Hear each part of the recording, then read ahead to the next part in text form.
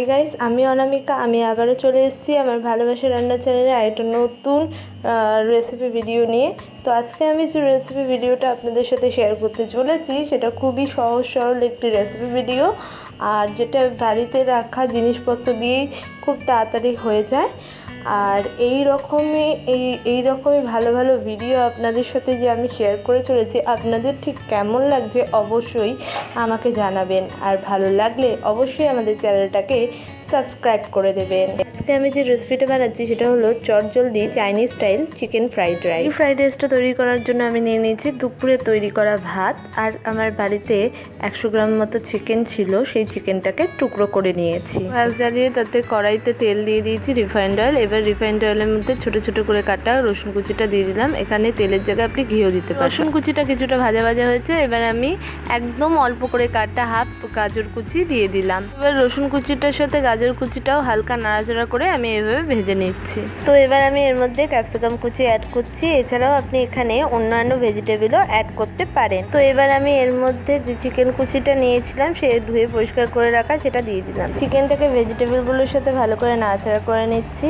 এখন সবার বাড়িতেই এই ক্যাপসিকাম গাজর আর চিকেনটা থাকে, তো এটা খুব অল্প পরিমাণেই খুব সহজে হয়ে যায়। আমি চিকেন আর ভেজিটেবলগুলোর মধ্যে পরিমাণ মতো নুন দিয়ে নিচ্ছি। এটা আপনি আপনার পরিমাণ মতো দিয়ে নেবেন। চিকেন এবং ভেজিটেবলগুলোর মধ্যে এবার আমি অল্প পরিমাণে একটু মিষ্টি দিয়ে নিচ্ছি, এতে টেস্টটা ভালো হয় এবং নুনের ব্যালেন্সটা বজায় থাকে। চিকেন এবং সবজিগুলোকে নুন এবং মিষ্টি দিয়ে ভালো করে নাড়াচাড়া করে নিচ্ছি।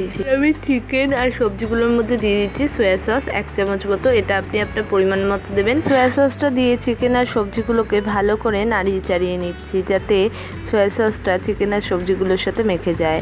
আর যেহেতু চিকেন আর সবজিতে আগের থেকে নুন দেওয়া ছিল, তাই সয়া সসটা অবশ্যই পরিমাণ মতো দেবেন, যাতে বেশি নুন কাটা না হয়ে যায়। চিকেন আর সবজিগুলোর মধ্যে আমি 2টো লঙ্কা কুচি দিয়ে দিচ্ছি। এটা আপনি যতটা ঝাল খাবেন সেই পরিমাণ অনুযায়ী।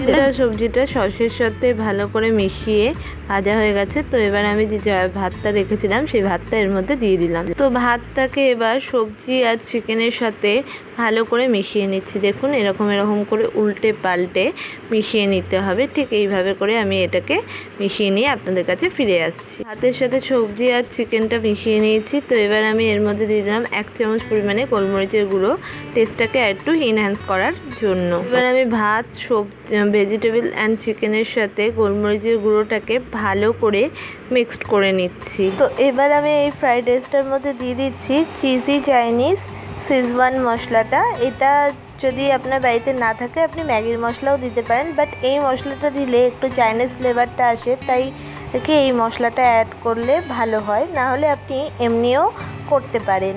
তো মশলাটাকে ফ্রাইড রাইসের সাথে ভালো করে এইভাবে নাড়াচাড়া করে মিশিয়ে নিতে হবে, যাতে ফ্রাইড রাইসের মধ্যে মশলাটা ভালোভাবে ঢুকে যায়। তো রেসিপি রেডি হয়ে গেছে। তো এবার আমি এটাকে সার্ভ করে নিয়ে আসি এবং সার্ভ হয়ে গেছে আমাদের আজকের রেসিপি চটজলদি Chinese type chicken fried rice. তৈরি হয়ে গেছে আমাদের চটজলদি Chinese type chicken fried rice. তো আমি টেস্ট করে দেখছি, এটা জাস্ট অসাধারণ হয়েছে, একেবারে চাইনিজ টাইপেরই হয়েছে। এরকমই চটজলদি রেসিপি পেতে অবশ্যই আমাদের চ্যানেলটাকে সাবস্ক্রাইব করুন।